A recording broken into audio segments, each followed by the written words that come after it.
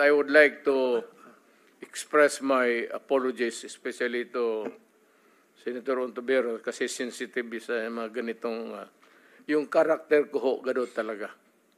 Baski saan mo ako ilagay, gano'n ka. Even in front of anybody. Gano'n talaga ako. Bastos ako. Walang hiya ako kasi galing ako sa baba. Yo, what's up mga tropa pips? Magandang araw po sa inyong lahat at welcome po dito sa ating vlog.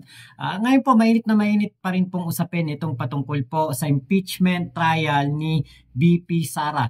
At isa po sa kanyang mga magiging tagapagtanggol doon po sa Senado ay ito pong kanyang ama na si Rodrigo Roa Duterte. Ngayon po may mga alingas-ngas po kasi patungkol dito kay Digong na ano nga ba talaga ang nagawa nito bilang isang abogado, prosecutor, or kahit na sa pagiging congressman.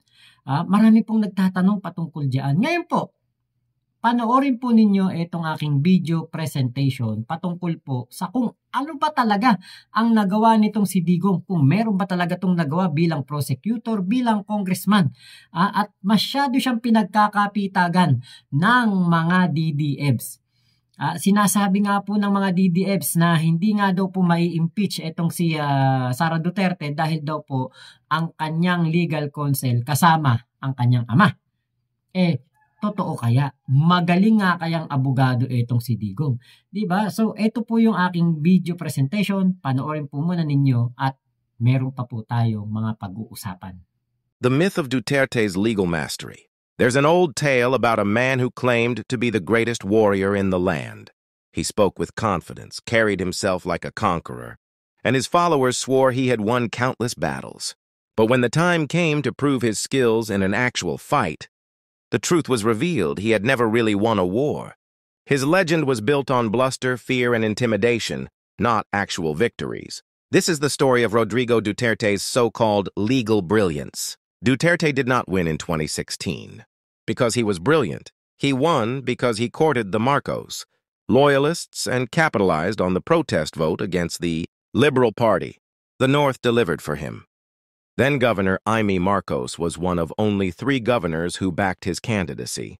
That gave him a solid advantage in the northern provinces. He rode on public frustration against the Liberal Party. He just presented himself as the opposite of Dilawan. However, his presidency became untouchable not because of his own strength, but not just because of DDS, but also because of us, Marcos supporters. We defended him, amplified his voice, and fought his critics. But looking back, what did he actually achieve? Duterte's supporters love to call him a former prosecutor, as if it proves his legal brilliance. But where is his record of major victories? No landmark cases won. Unlike great prosecutors who shaped legal precedents, Duterte left no mark in Philippine jurisprudence, not a single famous conviction under his name. Despite years in the justice system, he has no high-profile case he can proudly claim as his victory. A great lawyer is remembered for his arguments. Duterte is remembered for his threats. After his years as a so-called prosecutor, Duterte became a congressman. A true legislator is measured by the laws he passes, his contributions to national policy, and his ability to fight for the people. How did Duterte perform? He passed only one law, Republic Act 8969, which makes the 3rd Friday of August a special holiday in Davao City. He had no major legislative battles. Unlike lawmakers who champion causes, Duterte was barely active in Congress. He was a non-factor in national policy making. Instead of pushing reforms, he simply warmed his seat and waited to return to Davao. Duterte's congressional record is proof that he was never a real reformer. He had one job as a lawmaker, to make laws, and he failed. When he became president, his failures became bigger. Rice tariffication law, his policy, caused skyrocketing rice prices and crushed local farmers, persecuting Leila de Lima. He weaponized the justice system to imprison his biggest critic. Yet after years of trial, de Lima walked free because there was no solid evidence against her, targeting Leni Robredo. He wasted time attacking a woman who only wanted to help. He even said women are unfit to be president. The pandemic controversy. Billions of pesos were lost in the Farmally scandal. The EJ case. His drug war killed thousands of poor Filipinos, while the biggest drug lords remained untouched. The narcolist hoax. He released a list of narco politicians, but not a single person on that list had a case successfully filed in court. Selling out to China. Despite claiming to be independent, he surrendered our seas to China. And the biggest betrayal? Peter Lim, who even hosted a victory party for him in 2016, was a drug lord. Where is he? Meanwhile, Pogo's Philippine offshore gaming operations spread like wildfire under his watch, bringing crime, kidnappings, and economic risks. Our country turned into a playground for Chinese syndicates. Now they say he will shake the Supreme Court if he appears as a lawyer? Here's the truth. Courts do not run on intimidation. They run on law. The justices he appointed are not his puppets. They are bound by the Constitution. His mere presence won't change legal principles or jurisprudence. He may curse, but cursing does not win cases. Solid arguments do. Duterte is not known for his legal skills, legislative achievements, or diplomacy. If there's one thing he has mastered, it's the art of vulgarity, insulting anyone who does not align with his brand of politics. He called a pope a son of a whore just because of traffic.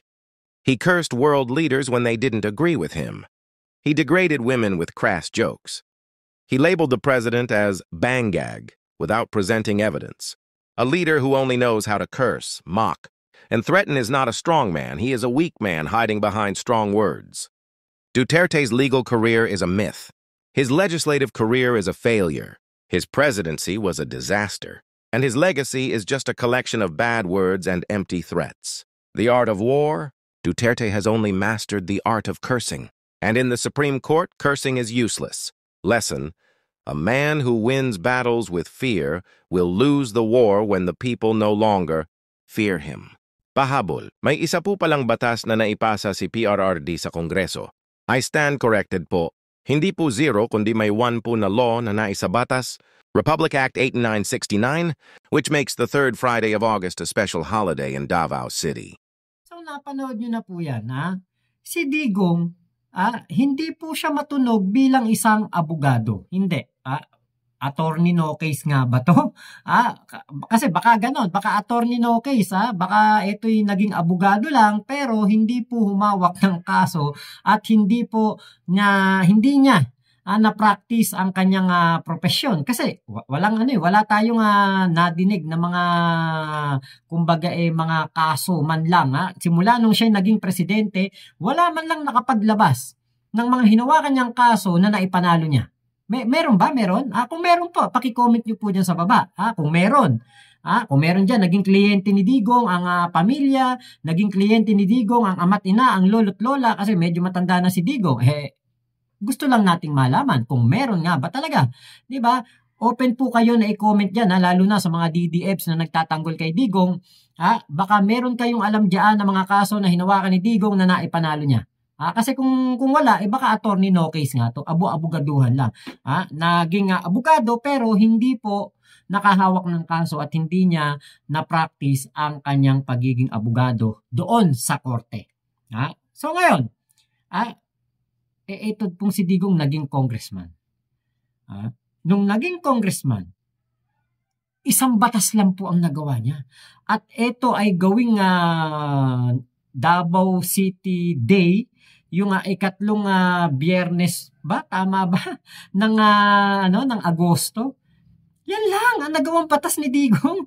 Sus Maria Joseph.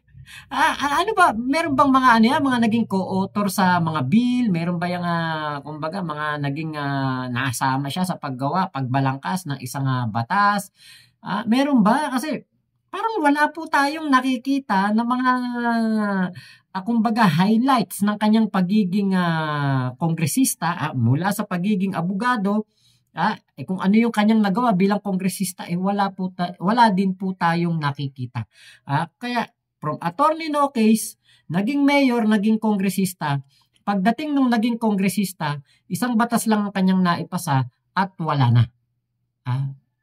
Wala nangyari. So parang walang kwentang kongresista pala tong si Digong. Nagkuya-kuya-kuy lang sa kanyang pagiging kongresista kasi wala tayong nakitang kanyang batas na naipasa.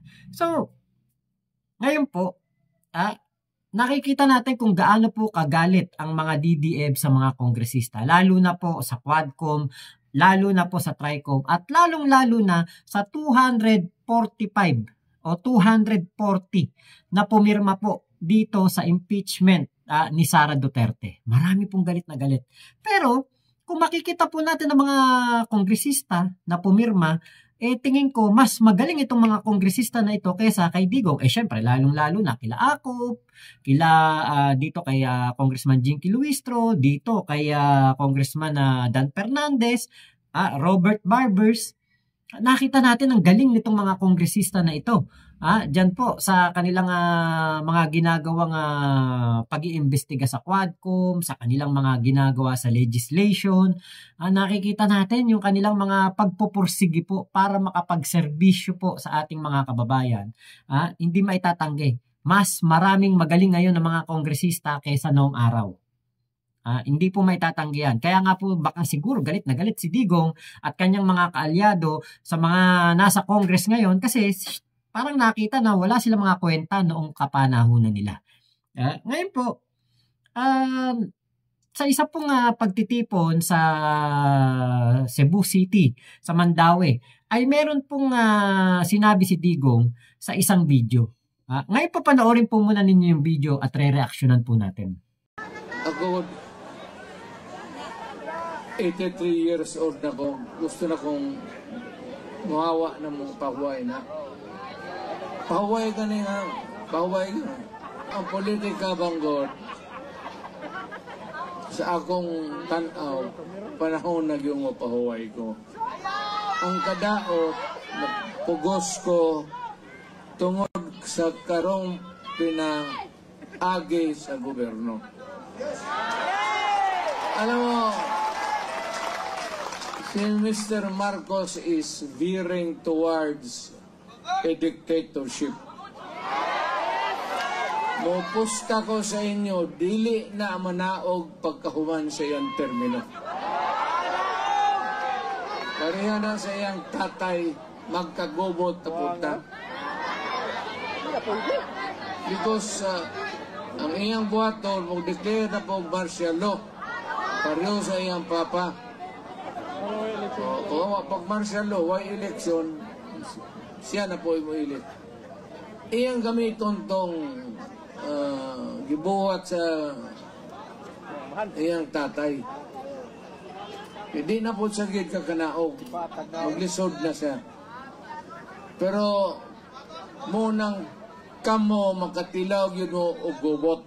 Ang isa po sa mga nakapukaw sa aking pansin dyan po sa video na yan ay yung sinabi ni Digong na eto po si PBBM daw po ay magdedeklara ng martial law bago matapos ang termino at hindi na daw po ito bababa sa kanyang pwesto.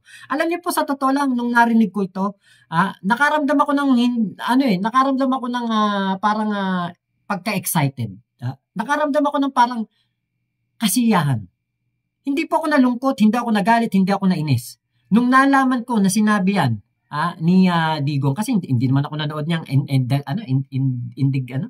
indignidad, indignation na rally daw po at itong rally na to ay para sa pagkontra nila sa impeachment trial ni Sara Duterte. So itong mga rally po na ito, itong mga pumunta po dyan sa Mandaue City, sa Cebu ay pabor po sila sa mga kurakot. Okay lang sa kanila na hindi maparusahan si Sara Duterte. So we're going back to the issue ng martial law na idedeklara daw po ni PBBM. Sa totoo lang nung nadinig ko yun, parang nagkaroon ako ng sign of relief. Alam niyo, parang, okay yun. Parang ganun pa yung naisip ko. Bakit?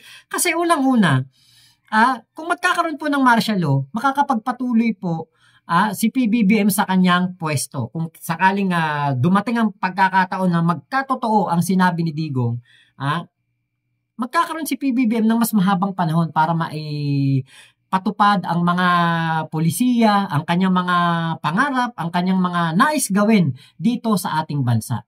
Di ba napakaganda nun? Nakita natin kung gaano kasipag ang ating Pangulong Bongbong Marcos. Actually, itong mga nakarang araw, may nakuha tayong good news na nawala na po sa listahan ng mga minomonitor sa money laundering ang ating bansa. Di ba napakagandang balita niyan? Nung panahon ni Digong, nalagay tayo sa money laundering na yan. Bakit? Kasi nandiyan ang Pogo. Si Alice Go ang isa sa mga larawan ng money laundering. Saka nakakita nung isang mayor na walang pinag-aralan, nakapagpatayo ng nasa 6 na bilyong halaga ng building na napagkalaki-laki doon po sa likod ng Bambang Municipal Hall. Diba? Money laundering ang pinanggalingan yan. Yung pera nila doon sa Chekwa at pera nila doon sa Pogo, nililinis nila, ginagawa nilang building. Kaya naging isa tayo sa mga minomonitor sa money laundering. Diba? Napakaganda niyan, nawala tayo diyan. Ibig sabihin, mas magtitiwala na ang ating mga kaalyado, mga kaibigan nating bansa, magtitiwala na sila lalo sa atin dahil nga po wala na tayo diyan sa money laundering. So, napakarami pong nagagawang maganda ni PBBM sa ating bansa At kung matuloy nga yan, kung talaga magkatotoo yan, martial na yan, hindi po ako malulungkot, matutuwa pa ako dahil po hindi mapapalitan sa pwesto si PBBM at magagawa niya ang lahat ng kanyang mga naisin. Kung maalala po ninyo, panahon ng 2022, ang dami pong nagsasabi na sana daw si Digong ay ipagpatuloy ang kanyang mga nasimulan at wag daw palitan ng ating presidente. Meron pa naman nagsasabi noon wag na daw magbotohan, wag na daw magkaroon ng eleksyon 2022, hayaan na lang daw si Digong ang mamuno sa ating bansa. Buti na lang po ay nagkaroon ng eleksyon at napalitan siya ni PBBM. Kasi kung hindi, baka hanggang ngayon nakasadlak tayo sa dusa. Nakasadlak tayo sa kumunoy ng Pogo. Meron tayong mga gobernador na Chekwa. Baka hindi lang gobernador, baka pati senador, pati mga bukal, kongresista, meron na mga Chekwa dahil nga po sa sobrang napakamakapangyarihan ng pera ng Pogo. Bilyong-bilyon ang pera ng Pogo. So, kayang-kaya nilang gumawa ng napakaraming Alice Go. Diba? So, dito po, sa sinasabi, nung panahon ng 2022, meron ako nabasa dyan. Vlogger na ako noon nung around 2022 na yan. Meron ako nabasa dyan. Sana daw, ang susunod na presidente ay kaalyado ni Digong. Bakit? Kasi, meron po ako nabasa na magiging epektibo lamang ang mga ginawa ni Digong at ang kanyang mga proyekto after 18 years. So, simula nung naging presidente si Digong, after 18 years pa, mararamdaman daw po yung kanyang mga nagawa. Ang kanyang mga naisakatuparan. So, kung nagkaroon na si Digong ng 6 na taon, 6 na taon na siyang namuno bilang presidente, kailangan pa ng another 12 years. Bakit hindi natin kaya gawin ngayon kay PBBM yon? Diba? Parang binigyan pa ni Digong ng idea yung mga Pilipino. Gawin na lang kaya natin si PBBM mga presidente hanggang ayaw niya na, hanggang umayaw na siya. 'Di ba? Kasi kung ipapantay natin ang pamamahala ni Digong laban sa pamamahala ni PBBM, hamak na hamak naman na mas marami pong nagawang maganda ang ating Pangulo sa loob lamang ng 3 taon. So, kung naka 6 years na si PBBM at madadagdagan ng another 12 years, kung totoo yung magkakatotoo, magdidilang anghel si Digong, kahit na alam nating demonyo yan, kung magdidilang anghel, at nagdeklara si PBBM ng martial law, napakaganda po niyan. Kasi sa atin, tayo na mga sumusuporta sa Pangulo, sa Presidente, sa gobyerno, sa pamahalaan, walang problema kahit mag-martial law, walang problema Bakit? Maganda nga yun. Diba, sabi ni Digong sa kanyang talumpati, bumalik na daw ang droga. Hindi na daw kontrolado ng gobyerno. Panoorin po ninyo itong video. Ibalik na bod ang droga. Dere sa Davao, Cebu, Manila,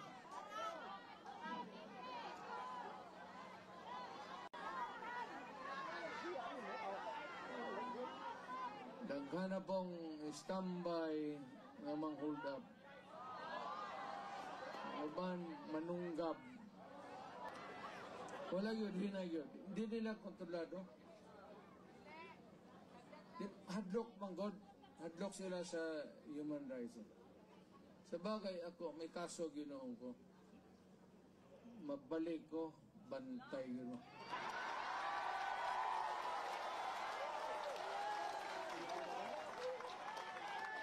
Dahil kailangan ang problema niya, patyon yun mo. Walay laing solusyon. Walay laing solusyon. So yan po yung sinasabi ni Digong, bumalik daw ang droga. Nagkalat na naman daw. Hindi daw kontrolado ng gobyerno.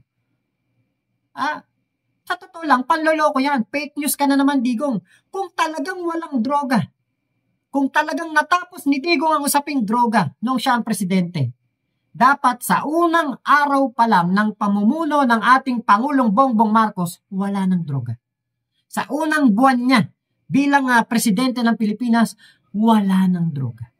Wala nang mahuhuli na nagbebenta, wala nang mahuhuling gumagamit, at wala na as in zero case na patungkol po sa illegal na droga. Pero, di ba, ilang araw pa lang na nakaupo ang ating Pangulong Bongbong Marcos sa kanyang opisina bilang presidente, napakarami na pong mga nahuli. Nagkaroon ng hulihan diyan sa Maynila, yung kaya Police Captain Mayo ba yun? Basta yung pulis na Mayo ang apelyido. Diba, nahulihan siya ng napakarami pong droga. Bakit? Bakit yung pulis pa ang nagbibiyahe nung napakaraming tone-toneladang droga na yon? Kasi nga po, at is sila. Kasi ang akala nila, ang ating Pangulong Bongbong Marcos ay katulad ni Digong na walang pakialam kung kayo ay nagnenegosyo ng illegal na pulburon. Walang problema kahit kayo ay magnegosyo dahil pabor yan kay Digong, pabor yan sa kanyang mga kaalyadong sindikato at sa mga drug lord. Hindi nila alam na ang ating Pangulong Bongbong Marcos hindi ganun. Hindi po pumapabor si PBBM sa ganyang mga illegal na gawain. Diba? Hindi mo pwedeng sabihin, Digong, na bumalik ang droga kasi hindi naman nawala. Diba? Kaya kung talagang magkakatotoo ang sinabi ni Digong, napakaganda niyan. Kung magkakaroon ng martial law, etong mga gumagamit na ito at mga nagtitinda ng pulburon, matatakot sila. Yon ang magiging solusyon para talaga mawala yung sinasabing usapin ng pulburon na yan. Diba, lahat ng gumagawa ng illegal, matatakot. Bakit? Martial law. Sinong aayaw sa martial law? Yung mga katulad lang ni Digong, yung mga katulad lang nila Jay Sonsa, mga katulad lang nila Jun Abines, ng mga fake news vlogger, ng mga fake news peddler, yan lang ang aayaw sa martial law. Pero tayo, na mga pro-BBM, pro-government, sumusuporta sa ating Pangulo, sinusuportahan natin ang kanyang mga proyekto, ang kanyang mga ginagawa, at nakikita natin ang kanyang mga paghihirap, ang kanyang mga pagsisikap at pagpupursige na mapaganda ang buhay ng mga Pilipino. Pabor ako dyan. Kung hahaba ang kanyang magiging termino, pabor ako dyan. Mas ayos yun. At yung mga presyo ng bilihin, kayang-kayang ibaba. Bakit? Matatakot yung mga smuggler. Matatakot ang mga sindikato, kartel, dyan sa pag-import ng bigas. Bakit? Martial law na eh. Kaya yung sinasabi ni Digong, ang akala niya, mapapasama ang Pilipinas kapag nangyari yan. Hindi niya alam, maraming Pilipino ang matutulungan kung mangyayari yan. Magdedire-diretso ang termino ng ating Pangulong Bongbong Marcos. Kaya alam niyo po, minsan masama yung magsasalita ka ng mga ganyang bagay. Kasi baka mamaya magkatotoo. Mahirap yung magsasalita ka ng ganyan kasi baka mamaya, diba, hindi mo magustuhan ang maging resulta at magdilang anghel ka. Be careful of what you wish for. Diba? Kawawa ang mga DDFs kapag nangyari yan. Bakit? Mawawalan sila ng kabuhayan. Lalo na yung mga fake news peddler. Lalo na yung mga fake news vlogger. Mawawalan sila ng kita. mawawalan sila ng mga pagkakakitaan. Bakit? Hindi na sila pwede mag-fake news niyan. Ngayong termino ni PBBM ang merong pinakamalalang fake news dito sa ating bansa. At galing yan sa grupo ni Kibulok at ni Digong. O kapag nag-martial law, hindi na sila makakagawa ng fake news. Baka tuluyan ng matapos ang karir ng mga taga-SMNI. Di ba? Tinanggalan na nga sila ng channel na naman ng YouTube. O kapag nag-martial law, baka hindi na rin sila makapag-operate. Kahit sa YouTube. Kahit gumawa sila ng mga bagong channel nila, hindi na nila magawa. Kaya naku, wag nyong galitin, wag nyong inisin si PBBM at gawin yan. Diba? Kasi kayo ang mahihirapan, hindi kami. Kayong mga DDFs ang mapeperwisyo, hindi kami. Dahil kami, matutuwa kami kapag ginawa yan. Tama lang yan, i-martial law. Bakit? Para magkaroon ng kaayusan, madisiplina ang mga sumusuway at lumalabag sa batas at maparusahan agad-agad etong mga katulad ng mga grupo ni Digong na gumagawa ng fake news, lalo na yung panot na kumakandidatong senador. At yung matandang hukluban na nagpe-fake news sa West Philippine Sea. At mga katulad ni J. Bungal Sonsa. Diba? Kayo ang magkakaproblema pag nagka-martial law. Kaya, abangan natin. Itong bagay na ito. Hindi ko sinasabi na gawin niya ni PBBM. Pabor akong gawin niya ni PBBM. Pero, kung mangyayari yan, hindi ako malulungkot, hindi ako matatakot, hindi ako maiinis, bagkus.